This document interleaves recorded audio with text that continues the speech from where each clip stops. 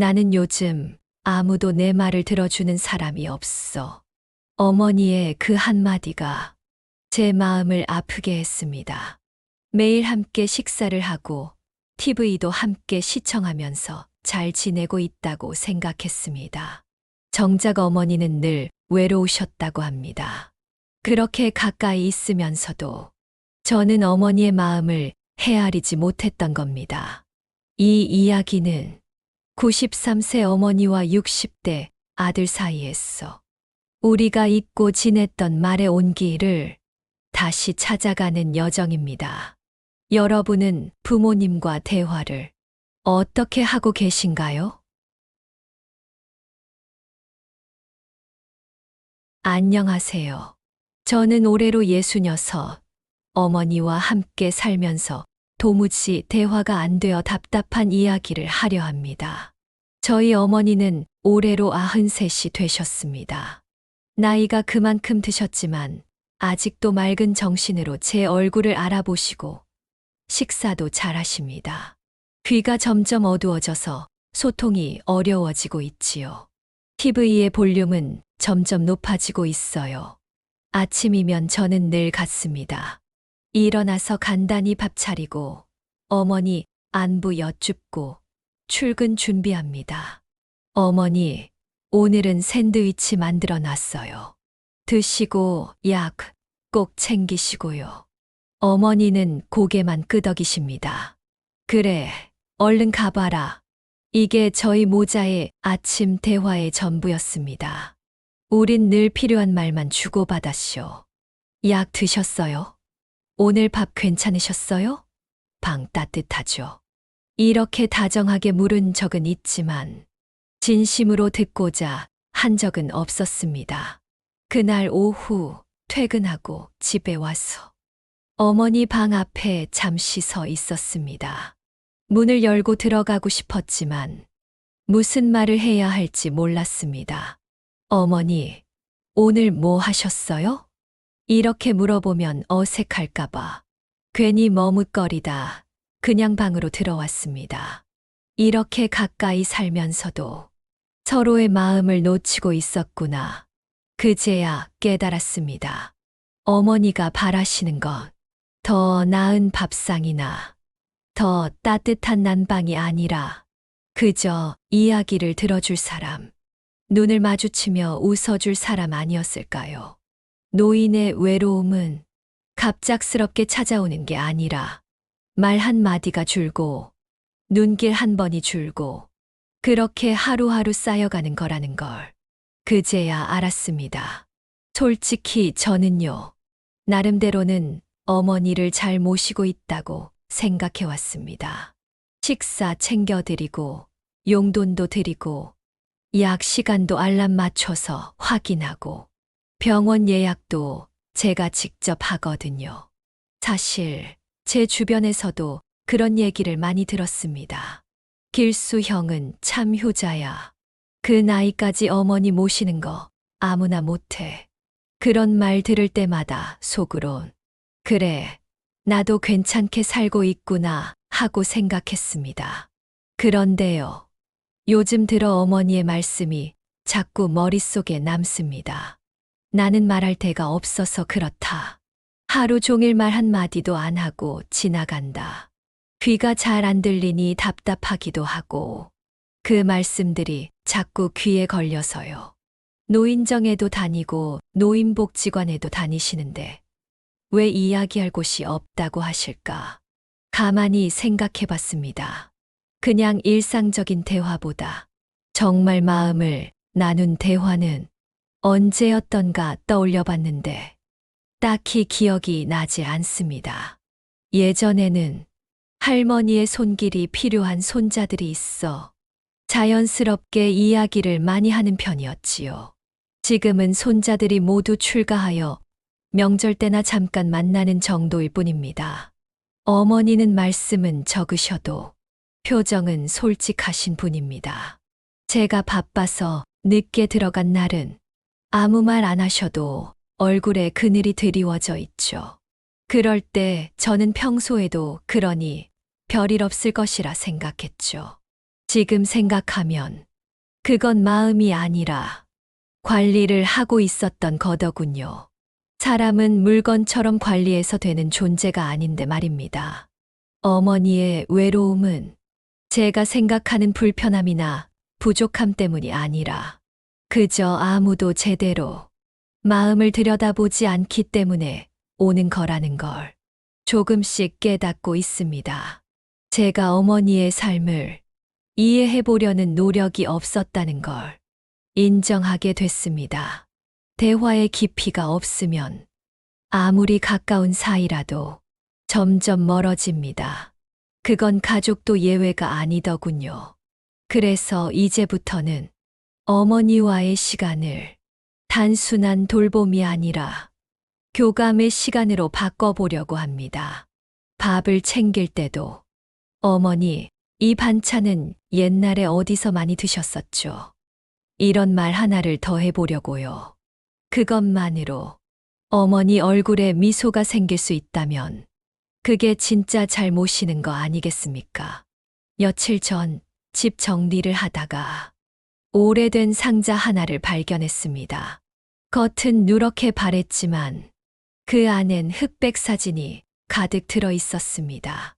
아버지 젊은 시절 모습, 어머니가 한복 입고 웃고 계신 사진, 그리고 제가 돌잔치 하던 날 찍은 가족 사진까지. 사진 한 장 한 장을 들춰보는데 묘한 기분이 들더군요. 아, 이렇게 많은 시간이 조용히 지나갔구나. 그날 밤 사진들을 모아 스마트폰으로 하나씩 스캔을 시작했습니다. 그리고 다음 날 어머니께 보여드렸습니다. 어머니, 이거 기억나세요? 제가 돌잔치 할 때 찍은 사진 같아요. 어머니는 사진을 자세히 들여다보시더니 입꼬리를 천천히 올리시더군요. 이 옷 내가 직접 만든 거야. 당신 돌잔치 날, 그날 눈이 많이 왔지. 그 말씀과 함께 어머니의 기억이 하나둘 열리기 시작했습니다. 이 사람은 내 작은 아버지. 지금은 돌아가셨지만 그때는 우리 집에 거의 살다시피 했어. 아, 이때는 너 아버지가 새로 발령받은 군복무지였지. 저는 그 순간을 놓치고 싶지 않아 조심스럽게 더 물었습니다.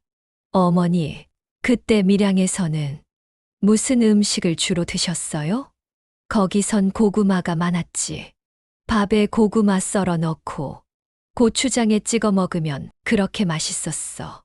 말씀하시면서 어머니 눈빛이 밝아지셨습니다.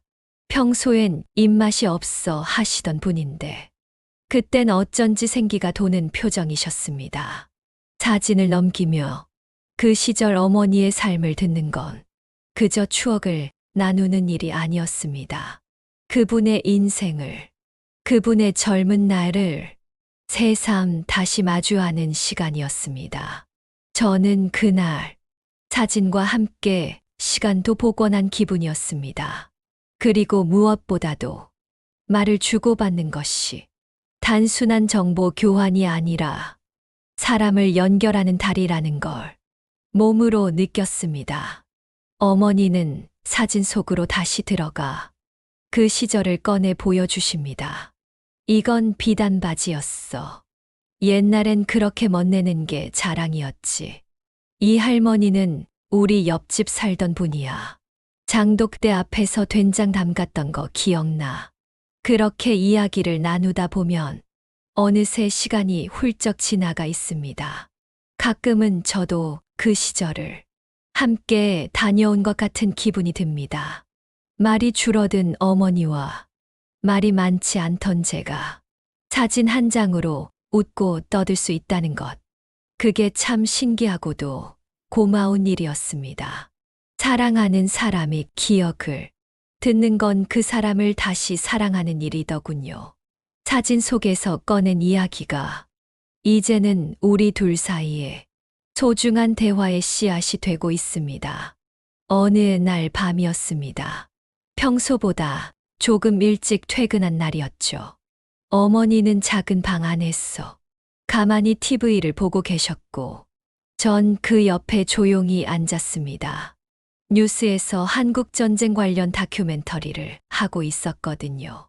장면은 피난길의 사람들, 구호소에서 죽 그릇을 들고 줄 서 있던 아이들, 그 무거운 화면들을 함께 보다가 문득 궁금해졌습니다. 어머니도 그 전쟁을 직접 겪으셨을 텐데, 그때는 어떻게 지내셨을까? 어머니, 한국전쟁 땐 어떻게 지내셨어요? 제가 그렇게 조심스럽게 여쭈었습니다. 어머니는 화면에서 눈을 떼지 않은 채 한참을 말이 없으셨습니다.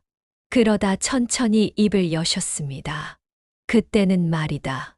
그냥 하루하루 사라지는 거였어. 그 말 한마디에 어머니의 모든 감정이 담겨 있는 듯 했습니다. 피난 갈 땐 오빠 손을 꼭 잡고 걸었어. 겨우내 논두렁을 걸어가는데 신발도 없이 그냥 맨발로. 어머니의 말씀이 점점 선명해졌습니다. 그날 밤은 아직도 기억나. 비가 억수로 쏟아졌는데 우리는 외양간 옆마루 밑에서 잤어. 가재 잡던 물이 발밑으로 흘러들고 말 그대로 축축한 밤이었지. 그 이야기를 들으며 전 문득 생각했습니다. 내가 살아온 세월이란 이렇게 버텨낸 시간 위에 서 있었구나. 그리고 그날부터 제가 어릴 적 들었던 몇몇 이야기의 조각들이 퍼즐처럼 맞춰지기 시작했습니다. 어머니가 왜 비만 오면 걱정이 많으셨는지, 왜 저에게 늘 신발 잘 챙겨라 하셨는지, 그건 단순한 잔소리가 아니라 그분의 기억에서 온 진짜 삶의 경고였던 겁니다. 그 후로 전 더 자주 과거 이야기를 여쭈었습니다. 피난 갔던 동네 이름이 뭐였죠? 그때 밥은 어떻게 드셨어요? 공부는 어떻게 했나요?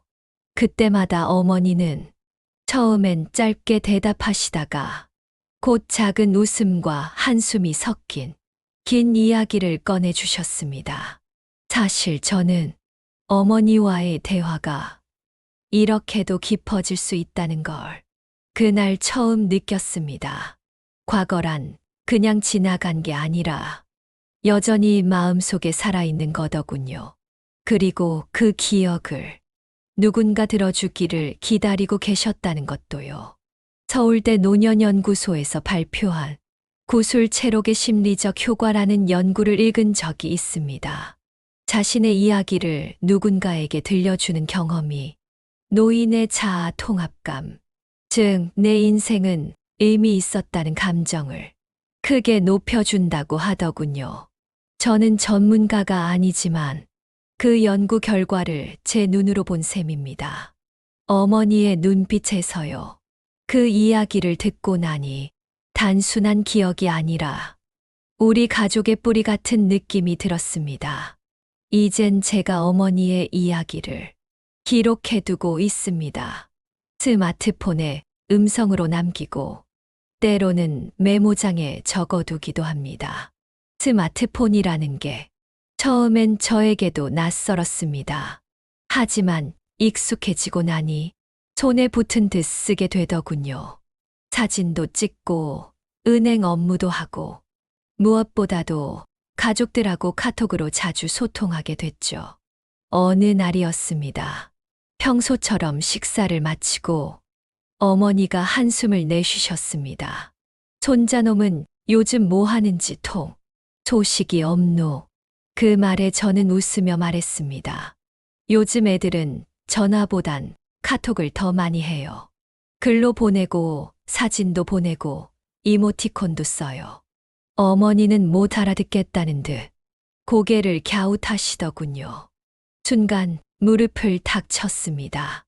아, 내가 이걸 왜 미처 생각 못했을까? 어머니에게 스마트폰으로 카카오톡 쓰는 법을 알려드리면 손자하고 직접 연락하실 수 있을 텐데 말입니다. 그날 오후 휴대폰을 꺼내 어머니 옆에 앉았습니다. 어머니의 스마트폰은 제 이름으로 개통된 기본 기기였고 전화만 겨우 받으시는 정도였습니다. 어머니, 이거 한번 해보세요. 여기 누르시면 카톡이라는 게 열립니다. 여기서 손자 이름 누르고 이 네모 칸에 글을 쓰시면 돼요. 처음엔 어머니 손이 화면 위를 더듬듯 움직이셨습니다. 작은 버튼 하나 눌러도 자꾸 손가락이 엉뚱한 곳으로 가고 글씨 입력도 어려워하시더군요. 하지만 어머니는 포기하지 않으셨습니다. 손자들과 직접 연락을 할 수 있다는 것에 대한 기대감이랄까. 그런 희망과 목표가 생긴 것이겠지요. 다시 해볼게. 이거 누르고 여기서 잘 지내지? 이거 쓰는 거 맞지? 정확한 맞춤법은 아니었지만 그 문장을 직접 타이핑하신 걸 보고 제가 다 뿌듯한 느낌이 들더라고요. 어머니, 대단하세요. 이제 손자한테 바로 연락하실 수 있어요. 보내기 버튼을 누르신 후 얼마 안 있어 손자에게서 답장이 왔습니다. 할머니, 어떻게 이걸 보내셨어요? 완전 신기해요. 어머니는 답장을 보며 입을 가리고 웃으셨습니다. 야, 이놈이 웃긴다, 그치? 그 모습에 저도 덩달아 웃었습니다. 그날 이후 어머니는 카톡 친구가 10명이 넘어 메시지를 보내느라 바빴다고 했습니다. 어쩌면 단순한 문자일 수도 있지만 그 안에는 수십 년을 살아오신 분의 마음이 고스란히 담겨 있었습니다. 저는 그날 처음으로 어머니를 학생으로 마주한 기분이었습니다. 항상 제가 배워오던 분이었는데 그날은 제가 가르쳐 드리고 어머니는 묵묵히 따라오셨습니다. 이런 관계의 전환이 이렇게 따뜻할 줄은 몰랐습니다. 서로를 새롭게 바라보게 되는 그 짧은 순간이 생각보다 더 큰 울림을 주더군요. 연세대학교에서 진행한 노인 디지털 교육 관련 연구에 따르면 스마트 기기를 배운 노인의 뇌신경 연결 밀도가 평균 17%가 증가했다고 합니다.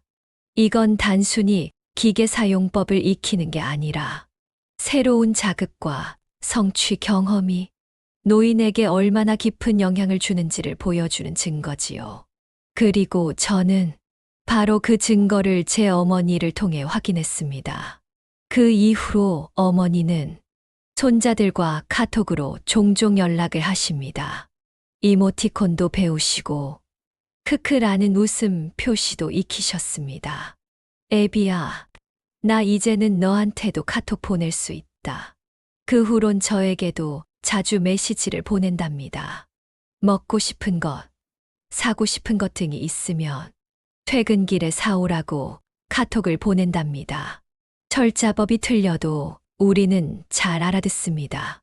저는 생각했습니다. 관계라는 건 가끔씩 역할이 바뀔 때 더 깊어지는구나. 한 사람이 이야기를 일방적으로 듣기만 할 게 아니라 새로운 걸 함께 배우며 함께 걸어가는 관계가 되면 그 대화는 더 따뜻해지고 서로에 대한 존중도 더해지더군요. 오늘 밤도 어머니는 스마트폰을 손에 들고 계십니다. 화면은 작고 손가락은 느리시지만 그 안엔 세상과 이어진 든든한 끈이 하나 생긴 겁니다. 그날도 여느 때처럼 어머니는 조용히 식탁에 앉아 계셨습니다. 아침밥은 다 드셨고 빈 그릇 옆엔 손수건이 개켜 있었습니다. 저는 물 한 잔 따라드리며 조심스레 여쭈었습니다. 어머니, 오늘 아침은 괜찮으셨어요? 어머니는 고개를 천천히 끄덕이셨고 그 다음 한마디를 툭 내뱉으셨습니다. 요즘은 밥맛이 없어. 늘 들어온 말이었습니다. 사실 저도 익숙해진 반응이었지요. 그래서 예전 같았으면 영양제 드셔야겠어요. 혹은 입맛 도는 반찬 좀 찾아볼게요. 이렇게 말했을 겁니다. 그런데 그날은 잠시 멈췄습니다. 어머니의 말 뒤에 감춰진 마음이 뭘까? 다른 말을 꺼내보고 싶어졌습니다. 그래서 조심스럽게 물었습니다. 어머니, 예전에 입맛 없으셨을 때 어떻게 하셨어요? 그 질문 하나에 어머니 표정이 조금 변하셨습니다. 생각에 잠기시더니 천천히 웃으며 말씀하셨습니다. 매콤달콤한 회무침을 먹었지. 그거 하나면 입맛 돌아왔거든. 그 말씀을 듣고 나니 갑자기 제 마음이 뭉클해졌습니다. 어머니가 그 시절 스스로를 어떻게 달래셨는지, 그리고 지금도 누군가 그 마음을 물어봐 주길 얼마나 바라셨는지, 그게 느껴졌거든요. 그날 이후 저는 대화할 때 3가지 단계를 마음에 새기도록 노력했습니다. 첫 번째는 경청입니다. 그냥 듣는 것이 아니라 고개를 끄덕이고 눈을 맞추고 몸을 조금 더 다가가 저는 지금 어머니의 말씀에 집중하고 있습니다. 그걸 보여드리는 거죠. 두 번째는 반복입니다. 말씀하신 내용을 그대로 되짚어드리는 겁니다. 예를 들어, 어머니가 요즘은 예전보다 기운이 없어라고 하시면 어머니께서는 요즘 몸이 예전 같지 않다고 느끼시는군요. 이렇게 말해드리면 어머니는 내 말을 제대로 들었구나 하고 느끼시더군요. 세 번째는 확장입니다. 그 말씀을 바탕으로 현재 혹은 미래로 연결되는 질문을 던져드리는 겁니다. 그렇다면 요즘처럼 기운 없을 때 예전에 효과 있었던 회무침 사다 드릴까요? 이렇게 말을 이어가면 대화가 거기서 멈추지 않고 하나의 흐름이 됩니다. 이건 제가 책에서 배운 방법도 아니고 누가 알려준 것도 아닙니다. 그저 어머니와 나눈 작은 대화들 속에서 자연스레 얻은 깨달음이었습니다. 가만히 생각해보면 누구나 말은 하지만 진짜 듣는 사람은 드뭅니다. 어머니 세대 분들에겐 더더욱 그런 상대가 부족하실 거고요. 젊을 때는 자식들 키우느라 자기 말 할 시간도 없이 사셨고 노인이 되고 나니 말을 해도 아무도 귀 기울여 주지 않는 그 외로움이 얼마나 깊었을지 이제야 조금 알 것 같습니다. 저는 이제 어머니의 평범한 한마디를 가능한 천천히 깊게 듣고자 노력합니다. 말이 길지 않더라도 말씀하신 표정, 숨소리, 손짓까지 전부 귀 기울이며 바라봅니다. 그렇게 하면 어머니도 달라지시더군요. 말씀을 더 편하게 꺼내시고 가끔은 먼저 저에게 묻기도 하십니다. 애비야, 너 요즘 일은 어때? 더운데 고생하는구나. 그 짧은 말들이 이젠 제게도 큰 위안이 됩니다. 대화라는 건 말을 잘하는 기술이 아니라 함께 머무는 마음이란 걸 저는 어머니를 통해 배웠습니다. 지금 이 순간에도 혹시 누군가가 밥맛이 없어 라고 말한다면 그 말은 어쩌면 내가 지쳤다, 누가 내 얘기 좀 들어줬으면 한다는 마음의 다른 표현일지도 모릅니다. 그걸 놓치지 않는 것, 그게 진짜 대화의 시작이 아닐까요? 사람은 참 신기하지요. 같은 일도 반복되면 그 속에서 안정을 느끼게 됩니다. 예측 가능한 것에서 오는 위안, 그게 나이가 들수록 더 절실해지는 것 같습니다. 며칠 전 날씨가 유난히 더웠습니다. 냉장고에 있던 커피 원액을 꺼내 우유 조금, 설탕 한 스푼을 섞어 달달한 냉커피를 한 잔 만들었습니다. 한 모금 마셨는데 입안 가득 퍼지는 시원함과 단맛이 묘하게 위로처럼 느껴지더군요. 이걸 어머니께도 드리면 어떨까 하는 생각이 들었습니다. 어머니는 평소 커피를 잘 안 드시지만 요즘 들어 입맛이 없다고 하시니 뭔가 색다른 걸 드셔보시면 기분 전환이 되실지도 모른다고 생각했습니다. 그래서 달달한 냉커피 한 잔을 다 드렸습니다. 오늘처럼 더운 날엔 이게 딱이에요. 어머니는 의아하다는 표정으로 잔을 받아 드시더니 한 모금 마시고는 살짝 미소를 지으셨습니다. 어이구, 맛있다. 그냥 믹스커피 타 먹는 것보다 훨씬 좋네.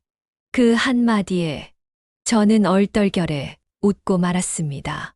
어머니의 그 미소와 말이 오랜만에 집안을 환하게 밝혀주는 느낌이었거든요.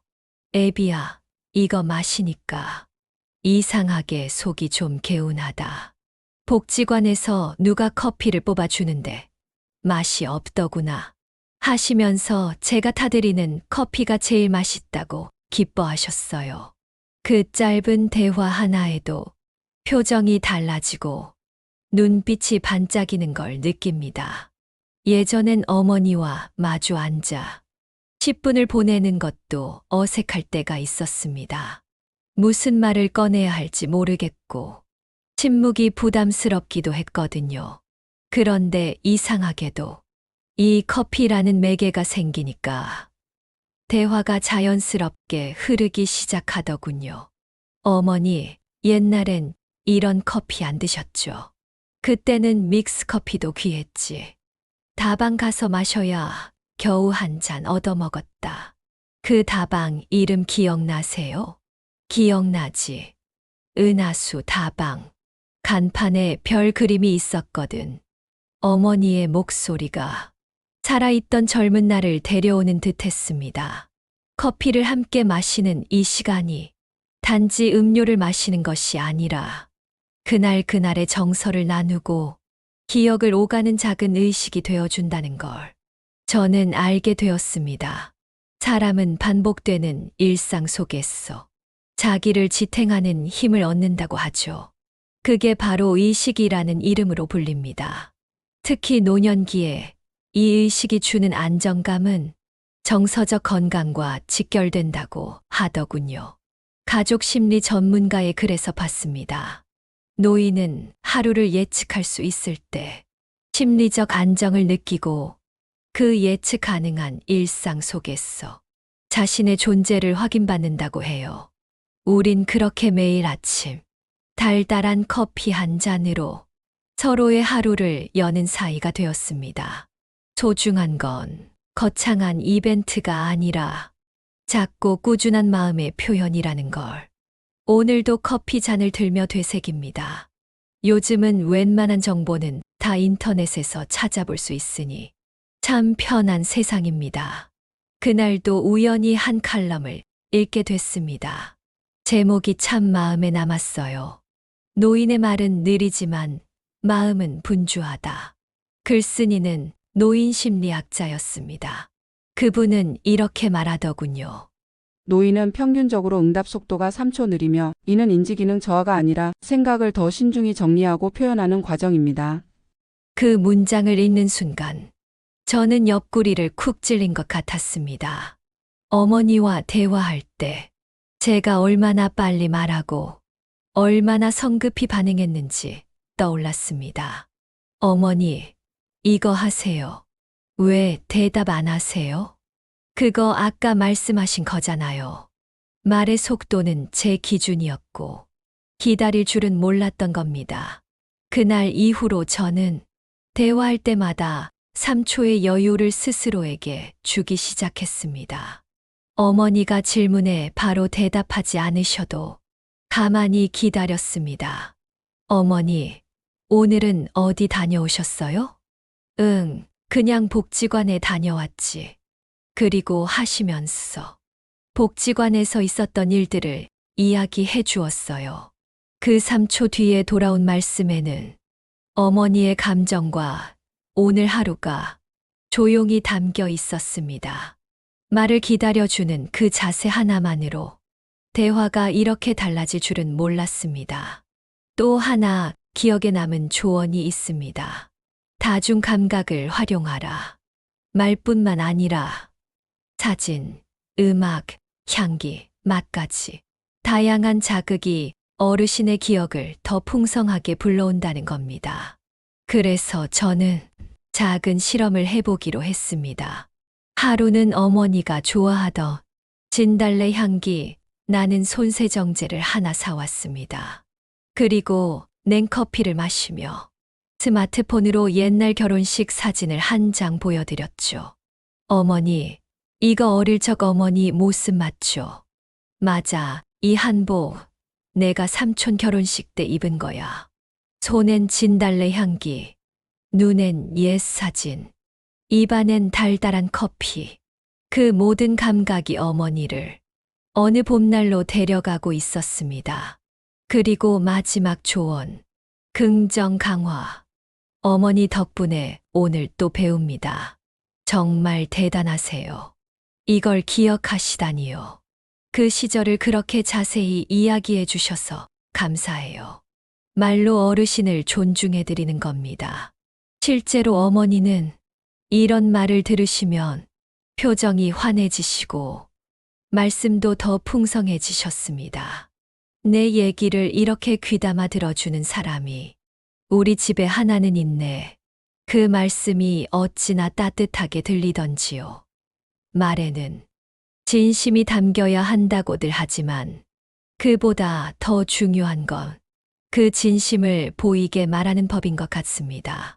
천천히 말하고 다시 한 번 되묻고 감탄을 섞고 감각을 곁들이고 감사함을 표현하는 것.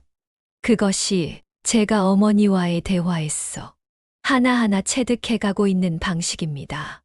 처음에는 어렵고 어색했지만 이제는 저 스스로도 그 시간이 즐겁습니다.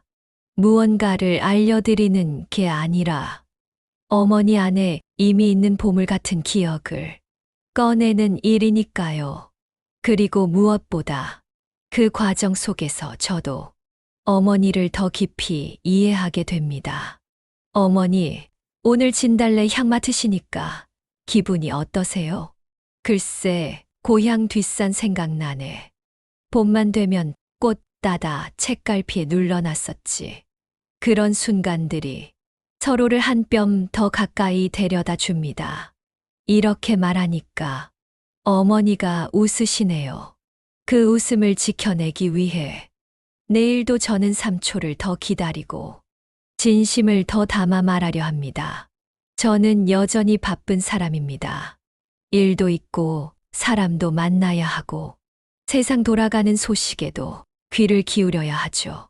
하지만 요즘 제 하루에서 가장 기다려지는 시간은 어머니와 나누는 하루 한마디 대화입니다. 예전엔 몰랐습니다. 그 짧은 말 한마디가 사람의 마음을 얼마나 환하게 비출 수 있는지. 애비야, 오늘 커피는 어제 것과 다르네. 내 우유를 좀 더 넣어봤어요. 어떠세요? 이것은 부드러운 맛이네. 그 평범한 대화 속에 서로를 향한 관심과 애정이 녹아있는 걸 이제야 알게 되었습니다. 93 어머니의 하루는 이제 거창한 사건보다 익숙한 일상이 주는 안도감으로 채워집니다. 창문으로 들어오는 햇살, 잎사귀 흔드는 바람, 그리고 제가 건네는 한마디 말. 어머니, 오늘은 가장 기분 좋았던 순간이 언제셨어요? 그 질문은 이제 우리 모자의 일상이 되었습니다. 어머니는 대답하시죠. 지금 이 순간, 너랑 이렇게 이야기하는 지금이 오늘 제일 좋다. 그 말에 저는 고개를 숙입니다. 괜히 눈이 시큰해지고 가슴이 뜨거워지니까요. 사람은 살아가면서 수많은 걸 잃습니다. 건강도, 체력도, 기억도. 하지만 말을 주고받는 능력만은 끝까지 지켜낼 수 있기를 바랍니다. 그건 단지 언어가 아니라 존재를 확인하는 방식이기 때문입니다. 한마디 오늘 어땠어요? 는 당신은 오늘도 내게 중요한 사람입니다라는 뜻이고, 한마디 이 노래 기억나세요? 당신의 삶은 여전히 가치 있습니다라는 메시지입니다. 저는 이제 알겠습니다. 우리가 정말로 어르신들께 드릴 수 있는 가장 큰 선물은 시간도 물질도 아닌 바로 대화라는 것을요. 말은 마음의 다리입니다. 그 다리를 건너야만 서로의 마음에 닿을 수 있습니다. 지금도 어머니는 거실 의자에 앉아 계십니다. 무릎 위에 손을 가지런히 올리고 창밖을 조용히 바라보시지요. 제가 다가가 인사를 건넵니다. 어머니, 오늘 저녁에는 맛있는 양식을 준비할게요. 멋진 레스토랑에서 먹는 것처럼요. 어머니는 웃으시며 고개를 천천히 끄덕이십니다. 그 짧은 말 속에 서로를 향한 기억과 감정과 애틋함이 다 담겨 있습니다. 저는 이 작은 순간들이 어머니와 나의 하루를 지탱해 준다는 걸 믿습니다. 이 이야기를 듣고 계신 여러분, 혹시 오늘 부모님께 어떤 말을 건네셨나요? 혹시 아직 못 하셨다면 지금 해보시는 건 어떨까요? 말은 마음의 다리입니다. 그 다리가 튼튼할 때 비로소 우리는 서로의 세계를 오갈 수 있습니다. 저는 오늘도 그 다리를 건너갑니다. 어머니를 향해, 그리고 그 다리를 건너온 어머니의 마음이 제 안에 따뜻하게 머무릅니다.